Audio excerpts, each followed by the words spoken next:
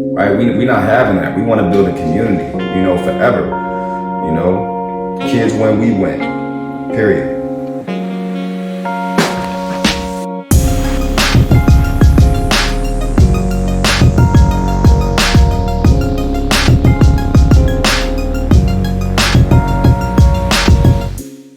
All right, we back. Classes in session.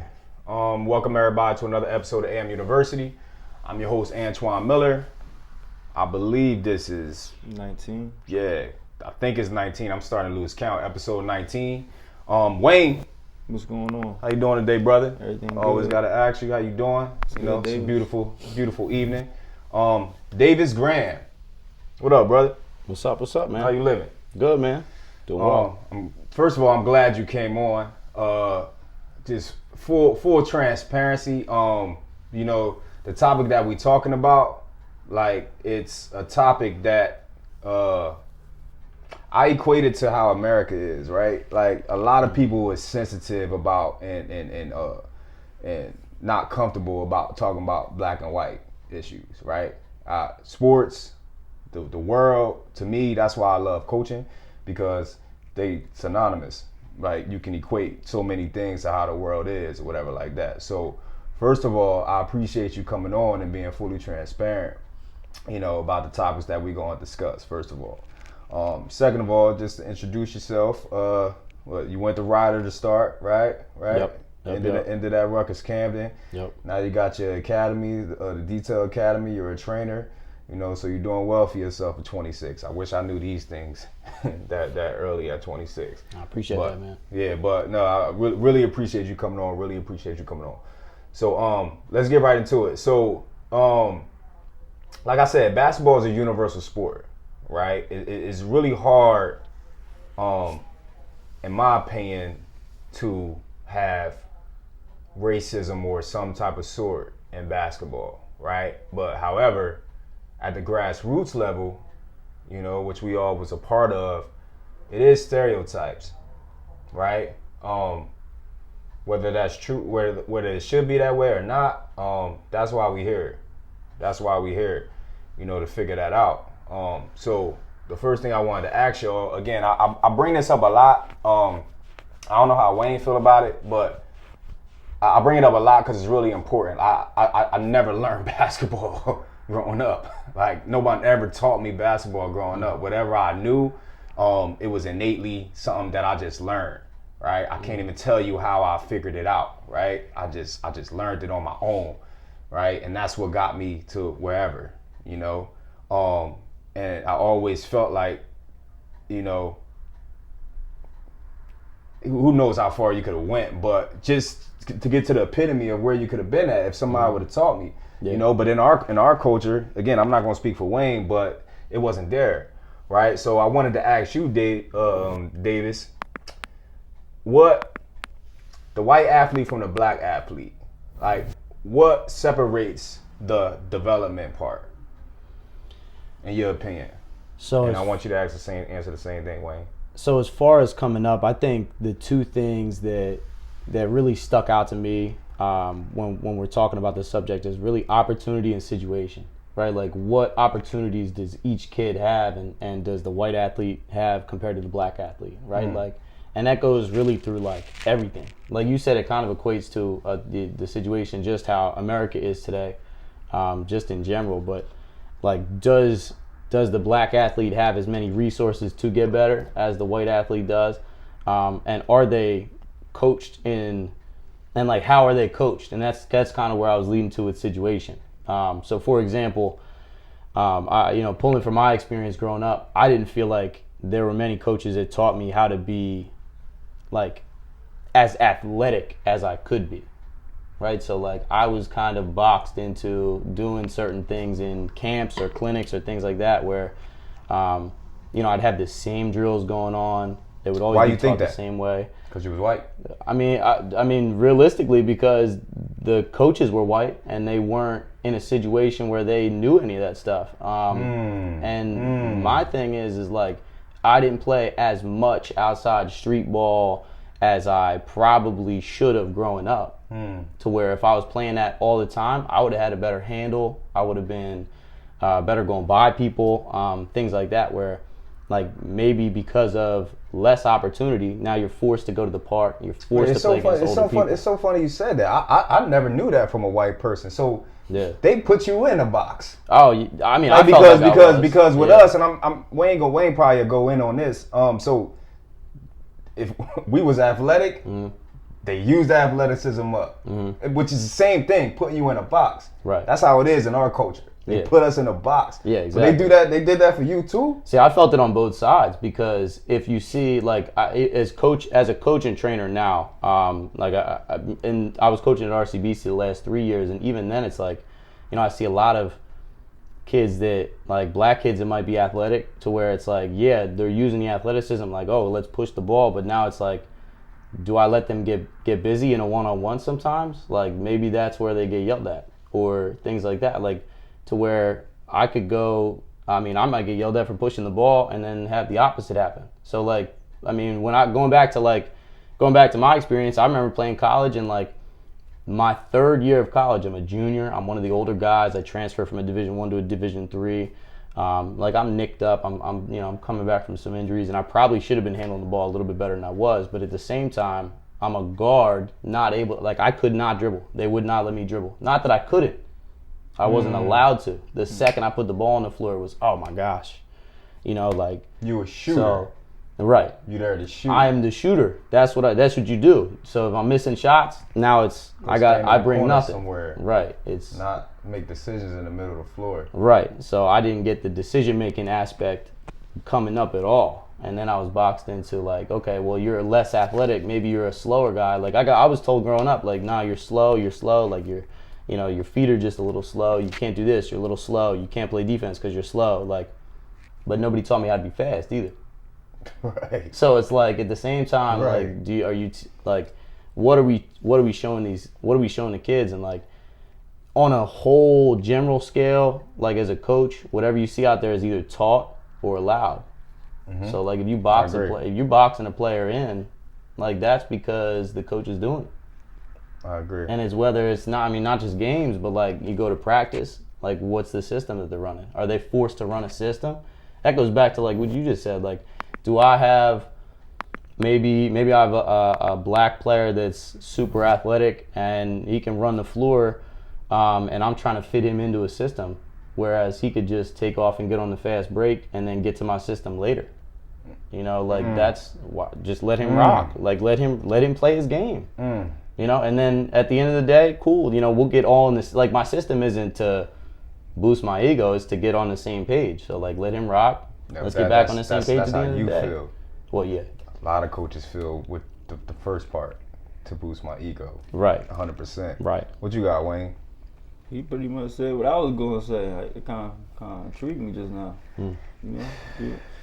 I guess the white athlete and the black athlete ain't too different, but we are different though, because Nah, definitely. y'all are playing in the black man's game. You know that, right? Yeah. No doubt. Yeah. We got that. So. No doubt. The one thing I wanted to say with this, when you brought it up, is like, what I hate, and like what I really truly hate about basketball nowadays is, like, you can walk into a gym and, like, we are playing a black man's sport. There's no question about it. You should not be able to walk in a gym and see all white people. That just, like, to me, is just bonkers. Well, as far as what, like fans and all that? So, well, okay, so let me give context. So, like, if we're walking in, let's say there's a camp or a clinic going on, and you got 75 kids there, like, the proportion should be at least what, like, the distribution, I guess, should be equivalent to the rest of the sport.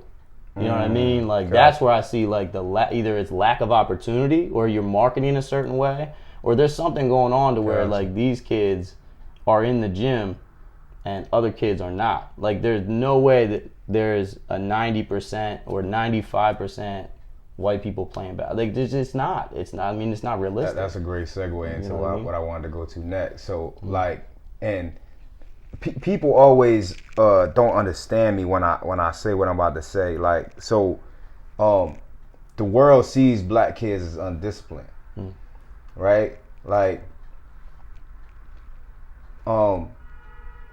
I think the black and white mind sees black kids not as undisciplined, but just not smart. Like, I know numerous coaches, fans that they go into games thinking that, all right, we can do this, we can. Oh, that team, backdoor cut them. They'll overplay the ball every time. Backdoor cut them. Like, they not that bright, or just play 2-3 zone on them, or just ball fake at them at the basket. He'll jump every time. Like, again, they not that bright. They don't say these things, right? But they use it in a way that covers themselves. But it's an implication kind of thing. Absolutely, absolutely. Like, basically saying that the black kid is undisciplined and the white kid is disciplined. But it goes back to what you were saying. Like, so elaborate on that a little more. Like, first of all, have y'all seen that? And how do y'all feel about that premise? Because again, I'm sticking to the grassroots level. Like, the NBA, college it is what it is. Like, you can't fake that. But in high school, you can. Especially from where we from, which I'm gonna get to later in New Jersey. But first of all, how do y'all feel about that? Because y'all had to see it. Y'all both played in New Jersey. Y'all had to see it. And what could we do about that as far as that? And have you seen it recently in basketball? Let me go first one. Yeah. So, have I seen a coach saying? I want to be specific with what you're asking. Mm-hmm. So, have I seen the coach say that a black player is undisciplined as opposed to a white player being disciplined, kind of thing? Or like, have I seen those? I don't think anybody ever says it directly. Right. But we know. So, like, we know. Yeah. Like, the way that you kind of said that was, like, it made me think to like, damn, was there times where I did play a team that might have been all black where those kind of like, where I was told those things, and like that like, I think that, I mean, I personally haven't said, like, I don't look at it that way, obviously, but yeah. It's like, that's a really good point, because I don't, that really could be the case. Like, I do think that's something that a coach would say, especially if you're looking at a team.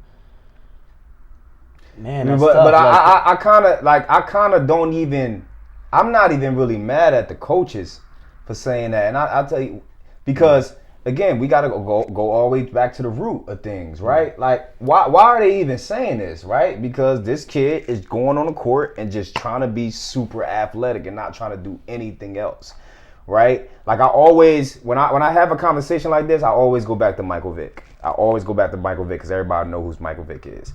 And it's documented, like, after that dog fight and stuff. He never went to film session. How the hell can anybody not go to film session in the NFL, and do what he did?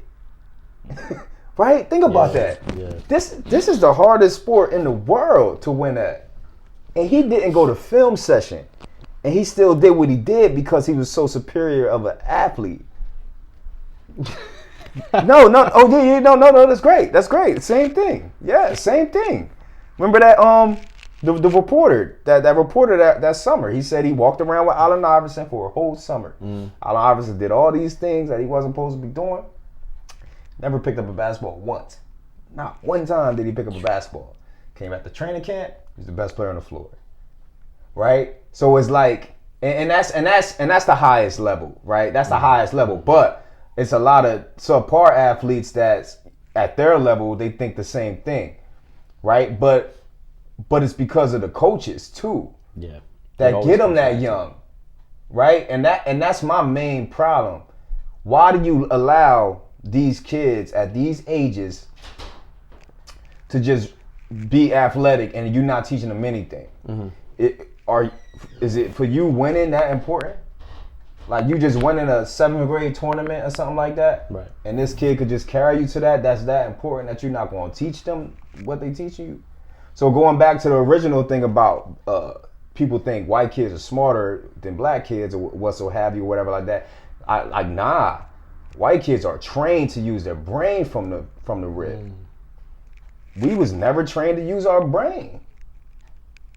That's Like, a fair think point. about it. That's If a fair point. If we 'cause gotta go ahead. This is exactly what I was told. So now going back to what you said before with like pump fake at the rim, he'll jump, things like that. This is what I was told early. We going straight up. You're gonna be short. You're gonna be a little slow. You're not gonna be able to win with your speed, right? So like you're not gonna be able to jump over somebody, right? Like these are things that every coach I've ever had has said. Like I can win with my speed. Like it's not about jumping. Like I can jump over somebody if they're not jumping. But it's about but I can win with my mind now. And that's When what did you they're start? telling me. Because I don't know when I saw you do it, but I know you did it. When did you start having change of paces with your speed? Because you was quick and fast, and that's a difference. Yeah. That's a big difference. That definitely probably came like junior year when I went to 5-star camp. Why junior year and not why earlier? I saw it. I just didn't know what it was called. I didn't know what he was doing. Was it like a And that was the technical thing? boy Christian Thompson. He was like the king of doing that slow to fast. But you thought did you think like a lot of people that's really quick and fast thinks like I'm faster than you, I'm going to just go 100 miles an hour and get past you all the time? Not 75 miles, not 50 miles and change of pace. Before I learned that move, no. I What? never think like that. I just thought I can just go past you and just go one speed. Right. Then when I realized I can manipulate what you doing with my speed, that was a good move. Right, That's a but good 'cause move. basically nobody ever told you that you had to have change of gears.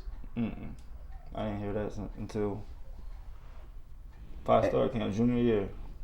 And that's what I'm getting at. Like comes that, back to the coach. that all the time, or whoever the mentor or the parents, whoever coaching the team. Like I don't know, like that always was real interesting to me. Like we don't know fundamentals growing so up. athletic. Right. So So Okay. going back to like youth in AAU, right? Yeah. Like using that athleticism. Like if I'm a youth AAU coach, and I have a team that's super athletic and a team that's not as athletic, it makes that game easy. I don't have to teach as many fundamentals. Right. Like you said. Right. And so, but what are you teaching for the day, or are you teaching for their future? Because we went to Canada High, bro. Like what? I'm just putting a number out there. 92, 82%, 89% of the time, we could get past what our athleticism as a team, right? But what about the other 11%? Ooh, we had to think, run a play, slow it down. Yeah, we got playing a half court. What about that? Because we can get past on that most of the time, but we ain't winning no championships doing it. Like unless you superior, that's my problem. Yeah, but me coming from Canada High and playing in Canada High, I think I was a smart player, and I just wasn't used the right way in those situations when we slowed it down. When we slowed it down, I was supposed to eat. That's what I believe. Naturally, you was a smart player, Yeah, not because anybody taught you and boost your I IQ. studied. Nobody worked your I studied brain though. basketball. I studied basketball. I used to study basketball On your own. on my own. Definitely. I still do though. I still study. That's a difference maker. Like you said, like what's the coaches that are at that level teaching, and like really like what are they doing at the end of the day? Are they holding themselves to the highest standard? Because that would be teaching for the future too. Like are they the most quality people, or are they like a dad on the team that's, over there teaching you how to get into a 2-3 or something like that? You know what I mean? Like, we gotta mesh it too, and like that's my main thing. Like we gotta mesh it too. Like, all right, yeah, black kids are superior athletes from the rip, right? But that can only get you so far. You break your leg like Derrick Rose. He ain't. What is He's solid still. He's still he solid. ain't MVP Nah, he's solid though. He using his fundamentals that people thought because he had to learn. Yeah. Oh, you think he learned them in the NBA? Absolutely. So Calipari didn't teach him when he got it? You saw him do fundamentals in that college national championship? He ain't have to. They lost. I mean, he ain't have to though. Like, what do you have to show? A one dribble pull up, step back. See, but that's what I think we gotta figure out. Do we want to win at the highest level, or do we just want to get on ESPN? One dribble, pull up, come down, catch the defender looking off. He might hit a three. He might pull up for a three, and then him going for rebounds. You might not like it because he like you say he Offensive or defensive? The offensive. No, I don't like it. Why? Who's back? Giving up the fast break. That's selfish to me. So what if Bradley Bill's selfish ass should be back? I mean, I'm trying to get a I rebound. don't know what the coach is doing. I'm trying to get a rebound, schematically, get opportunity. but the natural 1+1 way of that is the point guard gets back. I don't know what their coach's philosophy is of who he wants to get back. If he want all 5 to crash, if he only want 3 to crash. But if you had a white point guard, the white point guard wouldn't even think to even go get that rebound because he not athletically enough. He gonna use his brain and go take his ass back. Right. So that's the kind of what we saying. That's the dilemma that we in is like. But what athlete is better? What basketball player is better though? The one that went try to get that rebound, or the one that just got back, or the one that got the rebound and still can run back. And if he did get the rebound, he can still run back and possibly get to the defensive stop. Possibly. I would say that. But he got a battery that he could do that. The athlete that was taught to do a little both. You gotta mix it up sometimes. Right. You know what I mean? Like it's tough to pick one. It's it's funny. That's the main thing of what this conversation. We need to blend both, and I think we put both parties in a box. The black athlete and the white athlete. Like I see fans, I see coaches. Like I look at all this stuff. Like they put us all in a box. Like, why can't both parties play physical? Like my team last year in South Jersey, like I would watch the fans see how physical we played, and like they would complain about that. Like, it's basketball. If we want to win in North Jersey, this is where we gotta play. Why would y'all complain about that? How do y'all want the game to be called? Like, which brings me to my next point. Like, and I got a theory on this, and I want to hear what y'all say first. Like, so, we don't have a shot clock in New Jersey. We one of the only states still to not have a shot clock. Did we ever have one? not that I know of. Nah, we ain't have a 3-point line prior to that, but I don't think we ever had one. So I want to hear what y'all think about that first. Us not having a shot clock, and why we don't have a shot clock, and then I'll go. So y'all go ahead. I think they just assholes. You feel me? But at the end of the day, we don't need one. Then we've been doing it this long. We don't need one. We're gonna mess the game up, and some coaches might not be able to coach under that shot clock. That might expose a lot of people too, though. Wouldn't that be a good thing though? I'm not a coach yet, but I don't care. I can do either one. I'm just like a basketball genius when it comes to just basketball, you know. Elaborate. So I would say, like, one, to answer your question, I think it's so a team can hold the ball. Like, if you don't have a shot clock, it allows a team to hold the ball. There really isn't another reason to not have a shot clock, in my opinion. That's usually a what team? It's a white team. It's an unathletic team. That's playing a what team? It's a white team playing a black team most times. Because you never see it when they go at Princeton and Harvard go against each other. Right. They be go up and down. You be like, yo. But they play Syracuse 49-36. Mm-hmm. Right. They're slowing the pace down. Like, so going back to like what we were saying before, I played at a high school where like every once in a while we would hold it for a little bit. We would just hold it, slow it down. What school was that? Doane Academy, and we would just swing, and that would be it. Playing against a who? Playing against like a who? Like playing against a more athletic team. Like a who? It would be. Let's see. We played. I know we did that. Doane Academy. They play some horses. I know we played. We did St. it against. St. Anthony. We didn't play. When I was there, we didn't play St. Joe's St. Prep. Anthony's. Seton Hall Prep. We played Blair. Nah, they two up there. We played Girard. We played Burlington City. I know we did it against once. Not for long, no. Pine Forge, that was an all-black school.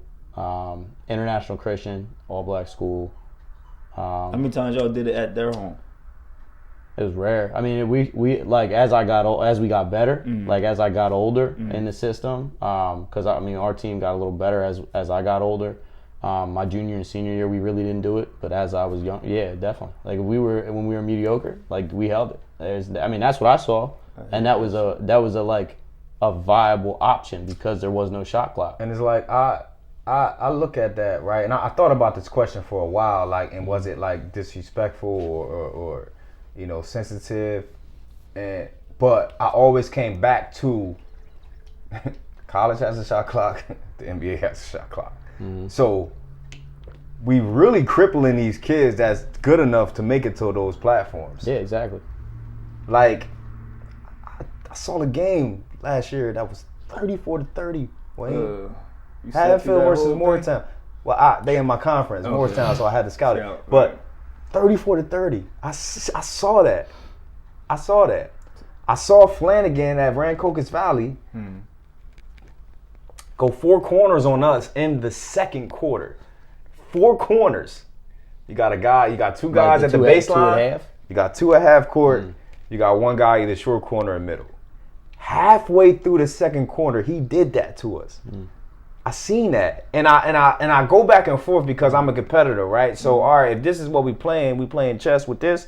All right, I'm gonna figure it out. Like, all right, it ain't no big deal to me. You know, we could play all way, but universally, it's like y'all end up beating them.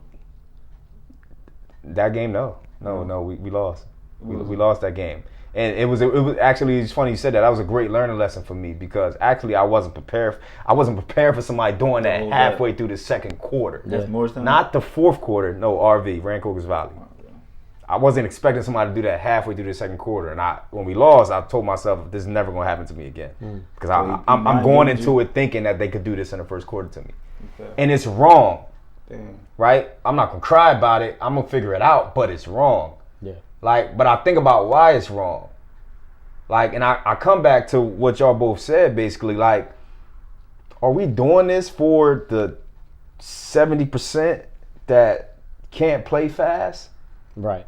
Like, are we doing that to keep them in the games?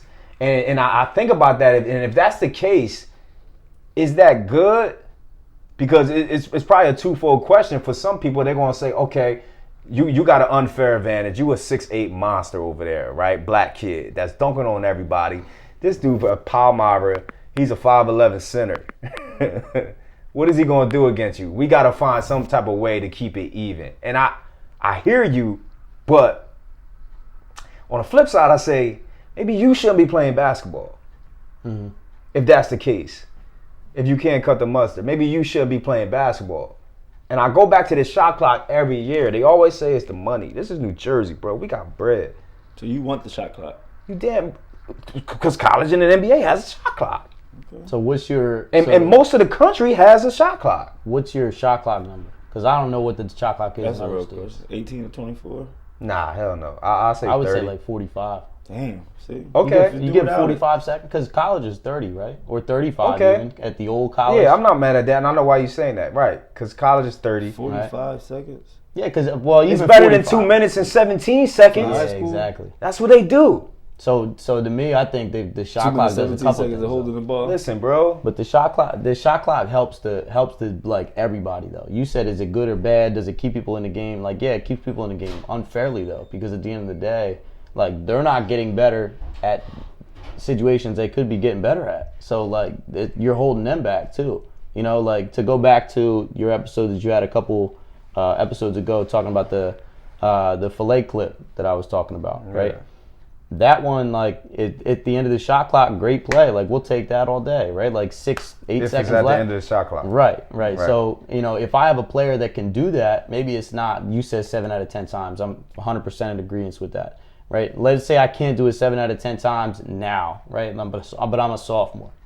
Now we got 8 seconds left on the shot clock. I get in my bag, bop, bop, right? Now I hit it. I hit it because we needed it then. Right now I can kind of showcase that a little bit, and it's not the worst thing in the world. At the same time, it forces both teams to move.